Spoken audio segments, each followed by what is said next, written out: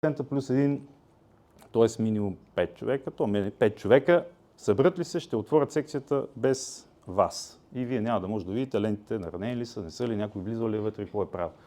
Значи 6:40, така сме го сметнали, е оптималното време да бъдете там, за да няма по-рано някой отишъл, за да отворят секцията. Вие трябва да сте там, когато се отваря тази секция. Кои са проверките? Естествено, първо е хартията, т.е. лентичките, дали са всичко на място, да няма някоя наранена, нещо да е ставало. Второто, изключително важно нещо е избирателният списък. Той се проверява, той представлява една хармоника и се проверява като книжка. Просто хващате и леко пускате листче по листче, не трябва да има абсолютно никакви попълнени данни вътре. Трябва да е абсолютно празен бял лист, изключение на някой, ако е починал, защото 14 дни преди изборите се изготвя този списък, през тези 14 дни някой може да е починал и да са му задраскали в общината името. Може, това се допуска, но да няма някакви попълнени данни с евентуално подпис. Абсолютно бял, чист лист.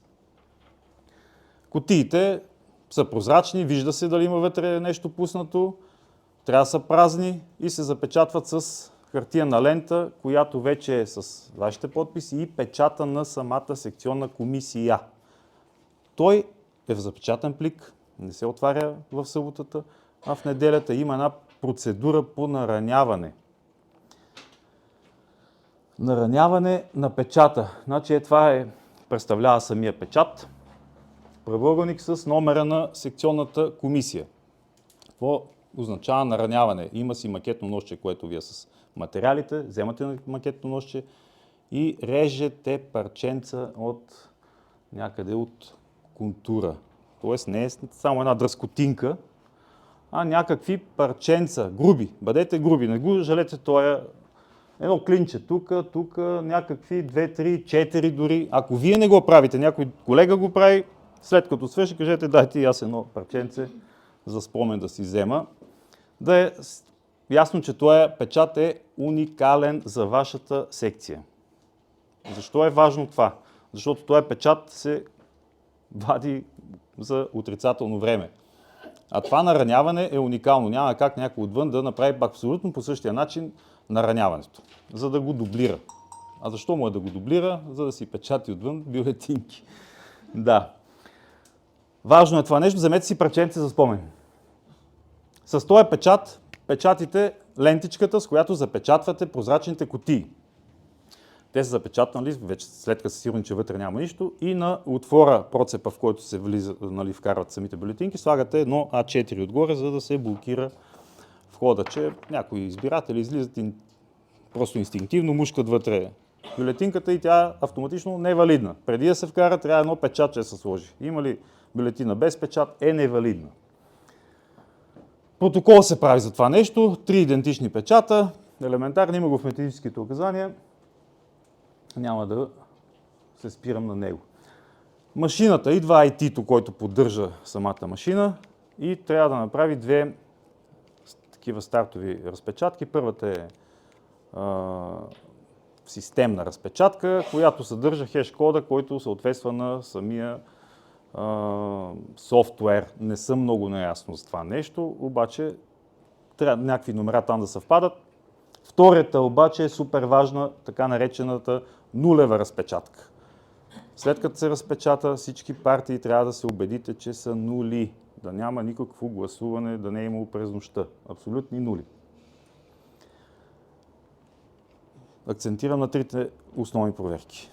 Списъците да са празни, да няма никакви набрани данни, кутиите да са празни, да няма никакви бюлетини вкарани вътре и нулевата разпечатка от машината, да никой да не е нищо набирал, да си играл на игрички през нощта. Нули и празни списъци. И вие сте сигурни, че започвате на чисто. Ясно. Позициите си ги разпределят, както ви казах, това са фиктивни, той е фиктивен, до толкова трябва да има някакви имена там. Няма да се спазват през целия ден, ще се ротирате. Никой няма да седне на списъците да стои 10 часа. Телефоните още в събота ги изяснихме. И в 7:00 започва самото гласуване. Един от вас застава на вратата, То в 7.00 няма да има много хора, но когато видите, нали, че има повече хора, може инстинктивно да почне да влизат по двама, трима, не, само по един. Заставате на вратата и един по един да си влизат. Първото нещо е фейс контрола. Влизат на списъците, подават си личната карта и го сканирате. Лицето, снимката, нали? И данните. Много особено внимание, тук сме го повдигнали това нещо, повишено внимание и ще ви, нали, по принцип е по друг начин. Накрая ще ги изказваме тия далаверки, но сега искам точно на място да са. Защо го правим това нещо? Защото има така наречената, ние сме му дали това име, комбина, фиктивен гласоподавател, член на комисия. Комбина. Защо комбина? Защото правят нещо двамцата. Имаме някакъв такъв член, който е корумпиран, уговорил се с някаква групичка отвън хора, сяда на списците, пуска по Viber едно съобщение, аз съм на списците, елате повече и те, примерно някаква групичка голяма, почват да се изреждат. С каквато и да е лична карта, никакво значение няма.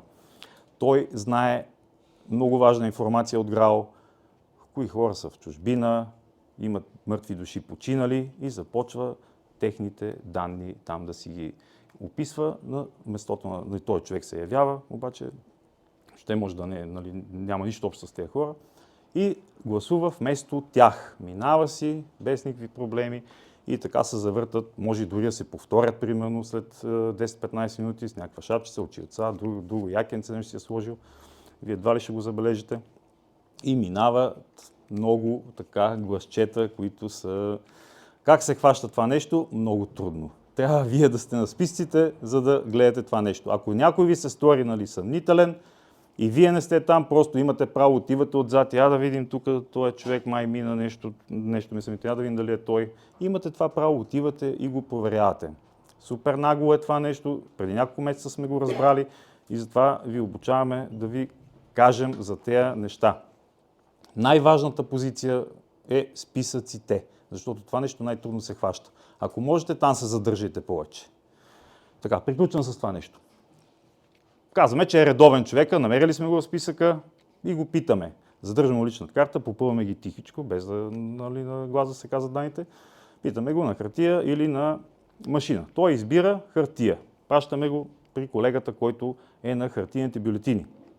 И точно тогава, не по-рано, се откъсва. Колегата ви откъсва бюлетината. Няма право да накъса 10-15 бюлетини, че било по-лесно, къде е само да им подава, защото някои от тия бюлетинки просто по някое време може да си я сложи в чанчката, да изнесе и с това печатче да си слагат печатчета отвън. Не. Къса се бюлетината точно когато дойде гласоподавател, желаещ да гласува на хартия. Откъсва я колегата ви. Горе-долу малко по-дълга ще е и вие или той, нали, няма значение, който е от комисията, той я сгъва. Така я сгъва, че да остане една ивица в долния край, която съдържа в десния край отрязък, който на вас ви трябва, нали, после да го откъснете. Защо така се сгъва? За да имате видимост след като се върне тая бюлетина, да не я повдигате, за да видите, нали, номера, защото трябва да го проверите и без да искате да видите за кой е гласувал. Ей така се сгъва един път и после още веднъж. По изборен кодекс това е задължение или право, не знам, на избирателя. Тоест, казва кодекса, нали? Откъсвате вие бюлетината, слагате печатче и му я подавате. Той да си я сгъва. Обаче има всякакви хора, може да си я сгънат, нали, както ви казах, не както трябва и вие трябва да вдигнете, за да видите номера и да му видите вота. Това е единственото място, където съм съгласен с не спазването на изборния кодекс.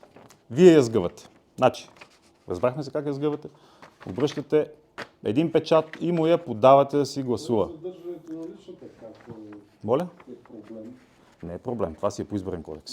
Там е. Изборният кодекс е, нали, казвайки, членове алинеи, приети са, няма шега-мъга. Така, дават му нали, на избирателя бюлетинката, влиза вътре, разгъва я, побълва си я, връща я сгъната по същия начин и вие проверявате, първото нещо е серийния номер на този отрязък да съвпадне с кочана. По-лесно е, да проверите серийния номер на следващата бюлетинка, да са с една разлика по-лесничко. Просто виждате, трябва да е предишната. Защо? Защото следва втората голяма измама, която не е чак толкова като първата. Първата е страхотна, признавам, измислили се я. Втората е българското влакче. Знаете ли какво е българско влакче? Не. Някои знаят, да. Били са тук и са чули. Така, значи българското влакче е българско, защото ние сме го измислили. Обаче някой друг ни е дал името. Албанците са го кръстили на нас, защото са го копирали от нас. Те го използват и ние сме дали нещо на Балканите. Ползват го с кеф. Обаче, какво представлява? Значи излиза бюлетинка, вече казах, един от начините накъсват много, нали, в чанчката. Другия начин е с образеца, който откъсва образеца. В неделята май го пропуснах, обаче това да ви го кажа. В неделя сутринта се откъсва образец и се слага отвън, нали, пише се образец. Да, когато се откъсва този образец, вместо една се хващат две бюлетинки. Храс, на горната се пише образец, слага си я члена на комисията отвън, а верчето му отвънка идва, взема долната и отива отвън за употреба. Какво правят с тая бюлетина, която е излязла отвън? Направили си печат, маркирали си го, не по същия начин. И този печат аз мога го извада. Никакъв проблем не е. Номерата на секциите всеки ги знае. Така. Има отвънка една бюлетинка, слагат си му печатче. Съгласете се, че кой член на комисията, като му върнат една бюлетина, се загледа дали пък този печат е точно така маркиран, нали, както нашия. Никой няма го направи. Те на това разчитат, нали. Това е по-малкото да е. Така, отвън тая бюлетинка си се попълват, както за правилната партия, дават я на човека, който ще му платят, всъщност, не са му платили още, защото му плащат, когато той донесе хубава, новичка бюлетинка, да? И с тая бюлетинка влиза вътре, сложи си я някъде в джобчето, дават му нова, той в паравана си ги разменя и дава попълнената. А не попълнената отива отвън, където се завърта по същия начин. И така, докато някой не се седи да провери този сериен номер. Серийният номер, проверка задължително. Ако не сте вие на мястото, казвате: колега, проверявай серийния номер и да не забравиш втория печат. Това с втория печат на мен лично ми се е случило и затова акцентирам, нали, на това нещо за този втория печат. Като бях застъпник първия път на изборите, имаше 10 невалидни бюлетини, защото бяха с един печат. Това е грешка на секционната комисия. Грешка, в кавички естествено. Замислих се тогава, викам, айде една-две, нали, да я забравям, а чак 10. Не. Отговора го намерих следния начин. Той човек е местен в района там, в който живее. Познава съседи там от блока, от входа, карали се за партии, нали, знаем пристрастията. Като дойде, що пък да му сложи втория печат. По-добре му направи бюлетината невалидна, знайки, нали, че е от противната партия.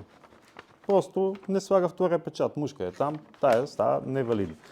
Отсещайте ги тия хора да гледат серийните номера и втори печат. Ма през един-двама, като го кажете още от сутринта, няколко пъти те знаят, че ги наблюдават. И няма си позволяват тия неща.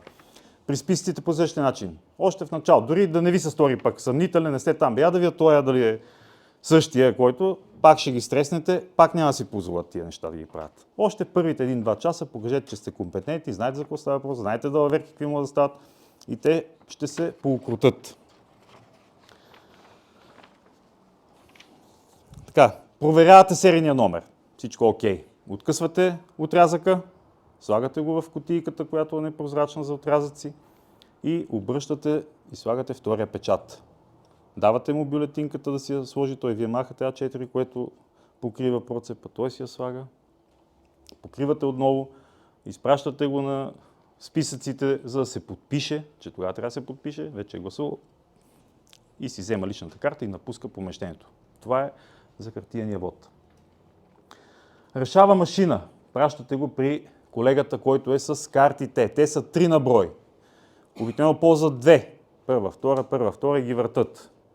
Обаче имаше тук на обучението един човек, който е навътре, нали, с информационни технологии и каза, че при прекалено, нали, интензивно ползване на 2 карти, особено ако има някаква опашка и всички искат на машина, се зацапвал чипа и понякога блокира машината. За да се елиминира това нещо, ползвайте и трите. Третата я ползват за